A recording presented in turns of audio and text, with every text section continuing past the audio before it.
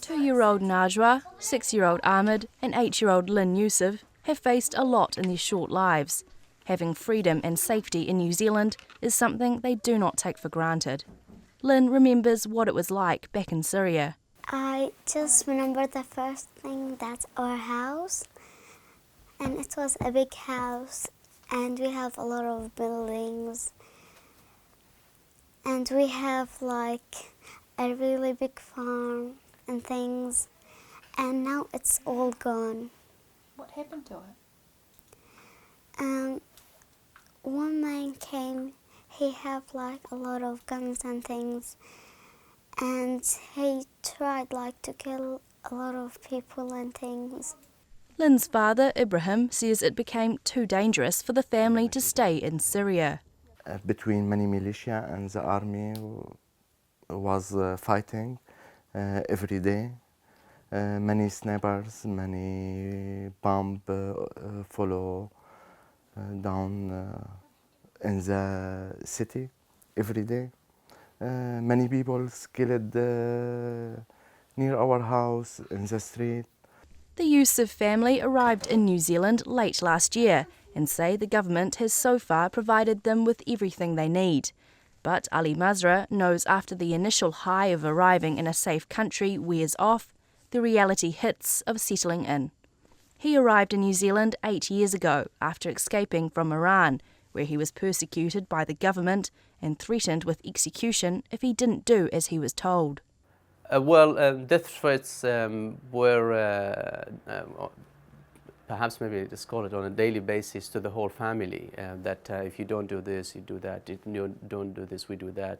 My brother spent 36 months in solitary confinement. We didn't know if he's alive or dead, and we even had a funeral for him.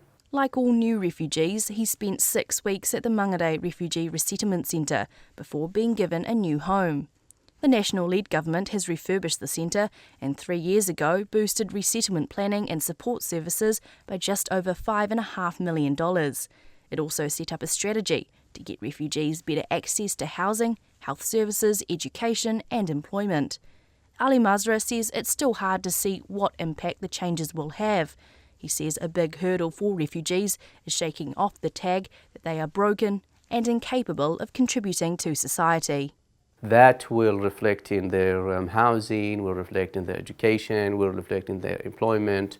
I think that is the biggest challenge that every refugee after resettlement would face, how to strip off that tag away so that they can resume an ordinary lifestyle in their hosting society.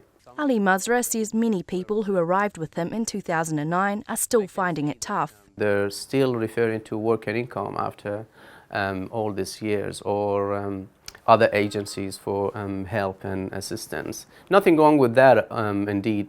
However, that shows that they haven't been able to build that self-sustaining lifestyle to be able to sustain their day-to-day life and not referring for assistance.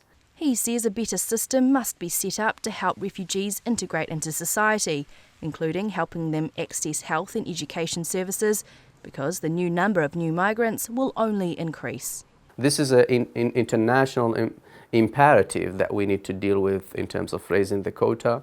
However, there's a national imperative as well that these people need to be, of course, provided enough support to be able to become producers, not really simply just to get them resettled, but also to get them to be positive contributors of the society.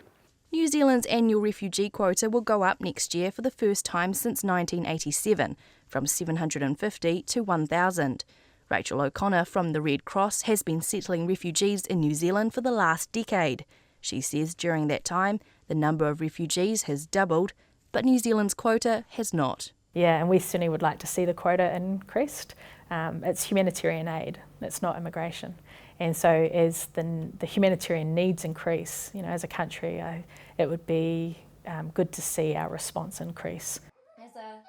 Ibrahim Yusuf still has friends and family back in Syria, and he's desperate for them to experience the safety his family has in New Zealand. The children play in freedom without the fear of bombs, snipers, and ever-present danger. His daughter Lynn wishes others still facing those realities could be here too.